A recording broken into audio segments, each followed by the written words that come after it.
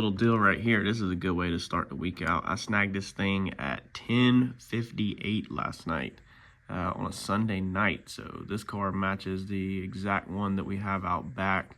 I'm trying to use up for parts. So it needs a door and a fender. That's it. It's only got the keys missing, so we'd have to get a key cut, but it's only got 138,000 miles. So when that thing comes in, that's gonna be a good little one. Hopefully we don't have a lot of parts in, make some good money on it. That's one thing with being a dealer, man, you work around the clock. Even Sunday night, 11 o'clock, y'all are asleep, I'm buying cars. Sometimes you just got to take the door panels and just wash them. Yeah, you just got to wash them all with the scrub brush and just go to town on them. This is the best way to get them 100% clean and not have to sit there with a rag and scrubbing them. Number one thing that I feel like car detailers miss, and when you're shopping for a used car, is inside the gas door. You can tell how bad a car was in its past if it was taken care of or ever washed. Like, that's how nasty this thing is. We've been scrubbing for over an hour now to get this thing clean, but we don't miss anything. We always take our pressure washer and get inside. This is another car that we're working on. And look at this. You can definitely tell that this has been painted. This fender's been painted. But look at the paint on this thing, man. This thing is just absolutely, like, that looks like body filler or something maybe underneath it. It got painted over top of. I mean, this paint's just literally like falling off. Look at that, just flaking right off. So unfortunately, when we have a situation like this on a flip car, it's all over the place that there's felling paint. So we literally just have to paint the whole car, because if you tape any panel beside the panel you're painting, then when you go to pull your tape off, it'll sometimes pull the paint off of this panel. So this is felling all the way down to the E-coat. This is a factory GM problem. Same thing with the white work trucks and stuff like that. This is a failure of E-coat that has caused this. And so it's going to happen all over the vehicle over time. And all we need to do is just get this thing one color so we can sell it. You can literally, on the trunk the other day, like, you could just see there was like water underneath it, and you could just see the paint like floating on top of it. And it's the same thing down this side. The roof's really nasty. Like, all the edges is starting to let go. I mean, every single panel, as you can see, almost. So that door is good. Roof's not letting go, but it's just completely destroyed. And of course we have to paint that, so we have to blend that into the one good door that we do have. So we're gonna have to bomb this whole car with single stage in order to do this affordably. My butt's wet, a little shaky, car's bouncing. Unloading them. This is another one we got in wrecked. What, man, there's freaking water all in here. Floorboards full of water. This is leaking water in the door.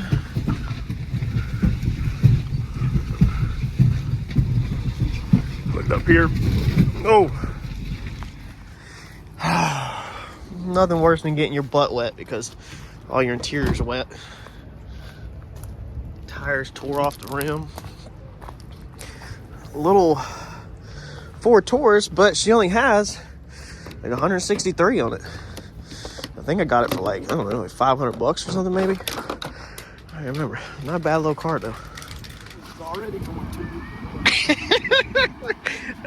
Abby's scared up there on the top, man. Look, Abby out there scared, shaking. He don't like heights. So when he has to go up there and get a car down, he be scared, man. That wheel don't even turn up there. Oh, she just flopped. She just flopped, Dad. The wheel, yeah, just flopped in. That's straight. The tire's right there. Yeah, you're gonna have to see if she'll flop the other way. She flopped again. No, you got to back up. You got to try to back up, put the trunk that way. There you go. There you go. She's coming around. Just be careful because of the CV axle. Nope, she flopped again. There you go. Oh, yeah, she's turning this way now. Now try to go straight. She's going to flop out again. Oh, hold on, hold on. Back up a little bit. Back up. All right, all right, all right, right there. Try that. See if it'll flop out where we can drag it. Just don't go fast, whatever you do. Huh? Back your truck straight up so I can go forward. Straight. Okay. No, it's flopping. What do you mean by it? So it flops out. The tie rod's broke. It don't have a tie rod on it. Okay, so if I were to go left, it would go. Yeah, but it won't turn back this way. So you have to back up and get it to reset. Yep, now it's in. Now you can go forward. Hold on. Let me try to kick it around. All right, go forward slowly. Nope. So a lot of people don't realize when you buy these wrecks like that, sometimes you got to deal with all kinds of crap to get them unloaded. Now, if you had a snatch truck where you had the arms that would grab it and just back it around the back of your shop, that's cool and all that. But our cars come from about 2 hours up the road, and as you can see, they come on a big rollback. So he just gets them down to the side of the road, and then a lot of times we got to get them into the parking lot or get them around back. And that's kind of on us. We don't have a snatch truck, so we just make do every single time. So we got to get these bad boys in primer right here. Now, these were brand new. Customer drop off, a little bit of race car money, quick job for a flip. But we've got to go through here and get some primer on this so we can block this out, and we're not worried about doing a really super high-end job, because this is going to be vehicles that he's going to sell, but we still obviously have to get primer on them. So when you buy these things brand new, they come in this black e-coat primer.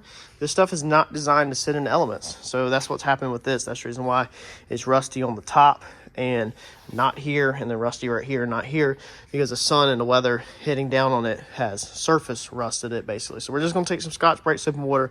We're just going to Scotch-Brite these down, and then we're just going to spray 2K primer over top of it and rock and roll with our paint job over that. We got a little bit on the front up here, a little bit right there, a little bit on the corners. So we're not going to prime the whole hood. We're going to go ahead and scuff the whole hood, wash it, but we're just going to do these little tiny areas to get some primer build up back on them. Oh my Lord. You still have to clean it out. Well, no, I'm going to put the bag of trash in and let you go. I swear we dropped the socket in here. Mike, are you really opening? It's a brand new box with a refrigeration valve for the bottom of the refrigerator. Oh, see, that goes on eBay.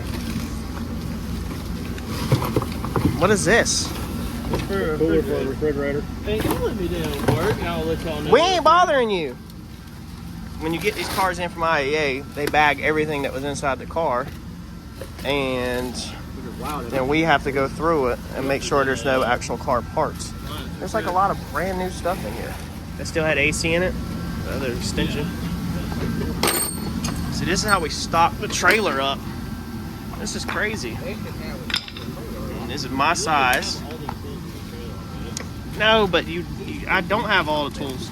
I have to go through and figure out what else we need. We're not going to use the foldable Allen wrench. Yes, we will. The race car has Allen wrenches. You're going to use a foldable. Amazing me. We're going to put this in the race trailer too, so you can read it when you go with us. Miriam probably wants that.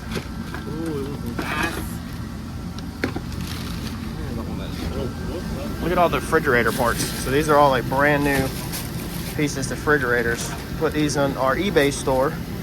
We can see what they're worth first, but everything's brand new in the box. Mike S. Mr. Fix-It is the name of the company, it looks like. So that's a decent pull. Got some flex tape. Nah, I don't need it. Flex tape, that, some shoes, some wrenches, some hammers, a whole socket set, some screwdrivers, some AC stuff. I don't think the race car needs the AC stuff. We actually got this box right here that I've got to go put all this stuff in the trailer and have not even done it. There would be our problem from this weekend when the welder was acting up, is the solder is like broke on the speed control knob, so it wiggles and it doesn't make contact. So we were sitting here trying to test it, and when you push on the knob, then it works. When you let pressure off, it stops working, or it doesn't work right.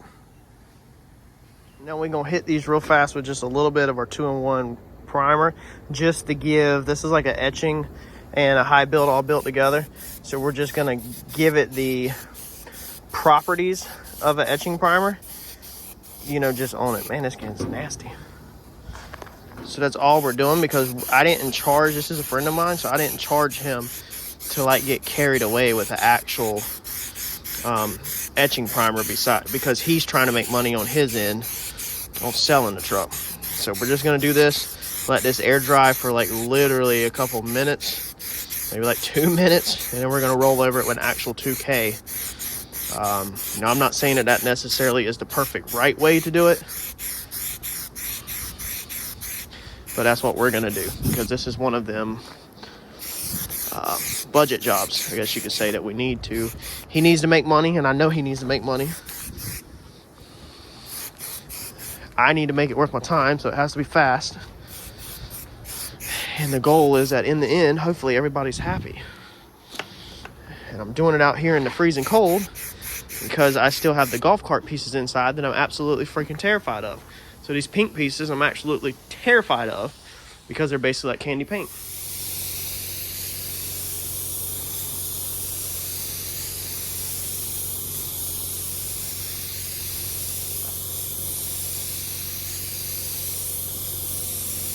There we go. I decided just to go ahead and do the whole hood because I had plenty. And I put a lot of reducer in this one, or a little bit more reducer than normal, so it would flow out good. So and it's going white, work truck white. This is actually a work truck. I think single cab long bed or extended cab long bed is what it looked like in the picture. But I know it's going work truck white, so we don't have to worry about really getting rid of the orange peel. All we're going to have to do is scuff it down tomorrow. Let's go check on this AVO in here that we sprayed earlier and show y'all something. So I got the doors popped open. After I shoot it, the last coat of clear, I cracked the doors open because of how I tape the seals. So this pushes your tape against there, and then your clear will run down and it'll butt up to the tape. It'll obviously touch the tape. So basically the tape will become one with the body of the car.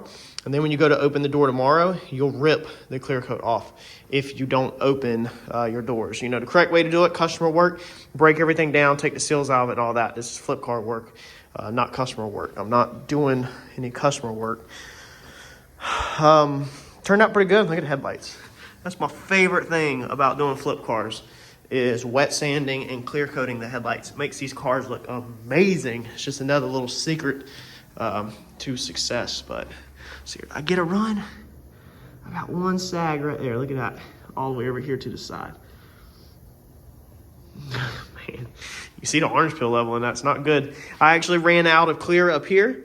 So this, the very top, maybe has only 1.5 coats on it or so. I ran out of it, so I didn't feel like mixing more up just to do that. That's the type of stuff where if it was customer job, you'd have to do it. And check this out.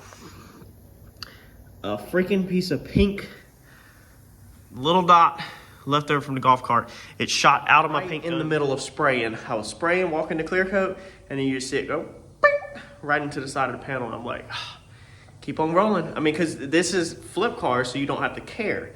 If this was a customer's job, you would now be repainting that whole door, or you would have had to stop and try to dig out that pink, which would have never, ever, ever worked. You probably would have never got it out, or you would have tried to cover it up with a little base coat and then flow more clear over it, and then you probably would have got runs. And it's just the customer work. This is why I cut customer work out, because of the stress level. I can laugh about this little pink dot and record it and show y'all. I can record and show y'all dry spray. I can record and show y'all orange peel, and there's no stress. This car is done. This is how it's done.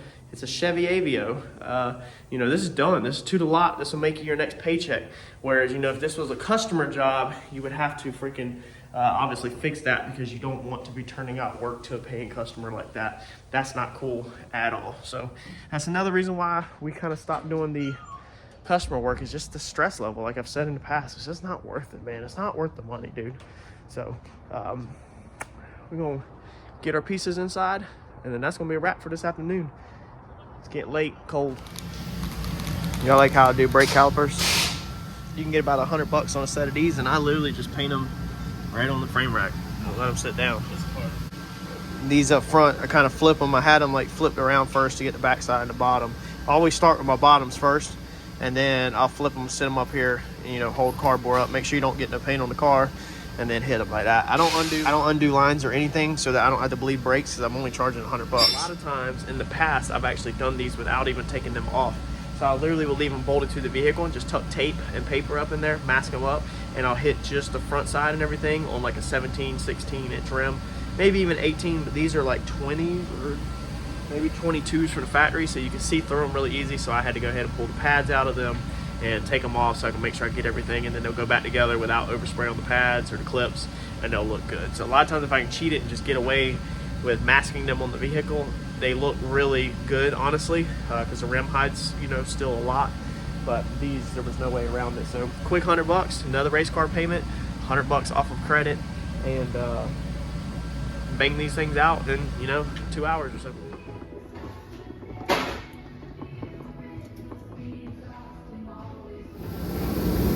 It really be like that. Like, it is so freaking cold. The paint's cold, the gun's cold, everything's cold. That's how it really be.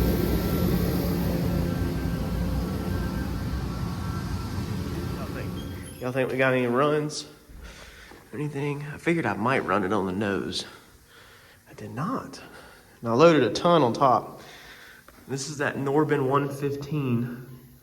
So it actually laid out pretty decent tonight, but it is loaded on here. You can see the trash. So it's got trash. I think I did these jobs. What did I do this for? I think hood for 200, fender for 100 bucks. I think 150. I can't remember. The owner has it in his messages what I charged. I mean, you can't, dude. I mean, he's flipping these. So the owner is putting this on a flip truck, and he's just selling it. So that's the reason why we were just trying to keep the price down for him. I think that's gonna be a wrap for tonight. We're gonna hit the house, go home. We got another one wet. Another race car payment, baby. This is how I pay for that freaking car, man. I ain't got a lot of money. This is how you do it, man. You hustle, hustle, hustle, hustle, hustle. Outside of your business. Your business money's for the family. This money, this is for the race car. I'm out for tonight. Man, dude, I'm tired. We're gonna try to grab a truck today. So we are trying our best to grab, I wanna grab a long bed, white work truck. I got 2 of them in North Carolina today that I could possibly get. And then I have black crew cabs, 1 in Ohio and 1 in Tennessee today. So we're gonna be bidding on 4 F-150s today alone in 3 different states. And hopefully we can grab one. We're gonna see. Let's keep our fingers crossed. She's back fixed. Mike got her back spinning so we can go shoot some popcorn at the house. We went up in there. It's on the other side, but put some solder on it and got it redone. Good to go. So we're chasing this one down in Ohio still, waiting for it to come up. It'll be up here in 10 vehicles. So I've tried to grab 2 white F-150 long beds this morning. The first one I closed and won last week at $1,800, but the insurance company said no, they wanted $4,200 for it. That thing blue books at trade-in is $18,000 to $3,000, and selling is like $3,000 to $600 if you sell it right out private party with clean title. And the insurance company's trying to get $42,000 for it wrecked. Same story with the second truck. They did counter with me. They didn't just turn me down right out the gate. The first truck turned me down right out the gate last week, turned me down right out the gate this week again, just said, nope, we're not taking your $1,700. Last week was $1,800. I closed. This week I closed at $1,700. So they're losing money, going downhill. So we'll try it again next week. But we're trying to get this other one, and it only needs a bed, whereas the other one needs front and back, blah, blah. They're both XL work trucks. So insurance company wants $2,800 for that. They were like, you could buy it now for $2,800. I closed the bid also, I think, at $1,800 bucks. I was like, no, not taking $2,500. So the insurance company was like, okay, we'll sell it to you for $2,750, $50 off to $2,800. I was like, nope, I'll come up from my $1,850 to $1,900. I come up to $1,900. They were like, nope, we'll give it to you for $2,500. I was like, no. These insurance companies right now with these cars, this is the reason why y'all pay a lot of money right now as you shopping for cars and trucks, is because it starts with the insurance company or it starts with the auction house. If you're doing clean titles, then what affects the price is the other people that are bidding on them running the bids up.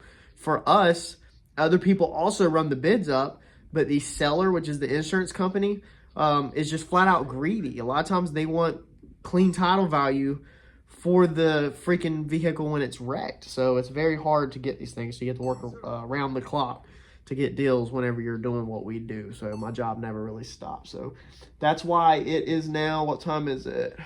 1:37 it looks like. And we are still chasing trucks up in Ohio. So hopefully we can get this crew cab, even though the tow bill is gonna be like $600 to $1,000 probably to get that thing here. But let's see if we can snag this thing for a good price. 2013 F-150 we were chasing this morning. Crew cab, stubby bed, 4-wheel drive, wrecked. Sold for right under $10,000, wrecked.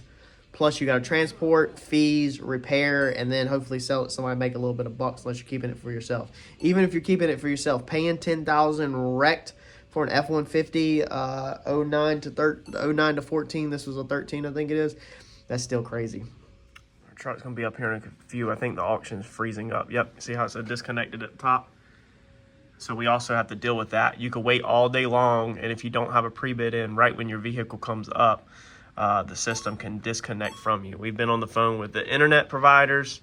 We've been on the phone with, you know, the internet, AT&T here multiple times, and they supposedly can't do nothing about it. So we don't know if it's something on IAA's end. It don't do it on your cell phone on IAA, but on the computer it will freeze up every single time. But it's nice if you can get that disconnect glitch out right before yours comes up, because it happens every like 2 to 3 minutes. So if we are on 414 and we're waiting for 416, so if this item 414 would go ahead and get off of here, then we might be good. But now, see, in my brain, I'm thinking that this 414 is drug out so long that that might throw the disconnect right on top of the 416 and cost me a truck. This is the truck we're chasing, item 416. It's gonna be a 2011 F-150. So it's a little older. It's got 137,000 miles, and it's Salvage, Ohio. But see, this is where you start. I mean, I've literally all day long been, this auction started at 9:30 a.m. It's 1:40. And so see, now in the back of my brain also, I'm worried about this disconnect of when this glitch is gonna happen to me again. So let's see what happens. I'll actually show y'all how it is bidding. And see, I mean, these buyers, every single time somebody touches this bid, it resets it. And the bar is red, that means you're closing in. Yellow is caution, of course. So here's 415.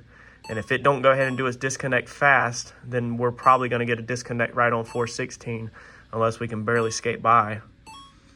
And that's just going off statistics of how it seems to always disconnect. It always normally does it right on a vehicle we want. And it's hard for me to put big pre-bids on all these trucks, because then I'll end up buying $20,000 in trucks and I only need one, so I can't pre-bid all like 4 trucks. I kind of have to do it as I go. So let's see what happens. Let's zoom y'all in. So we're gonna go ahead and get in at 34. You see how fast that stuff rolls? We're gonna get in at 36, 38, 4,000. You remember I got fees and transport. It is crazy what these things are going for.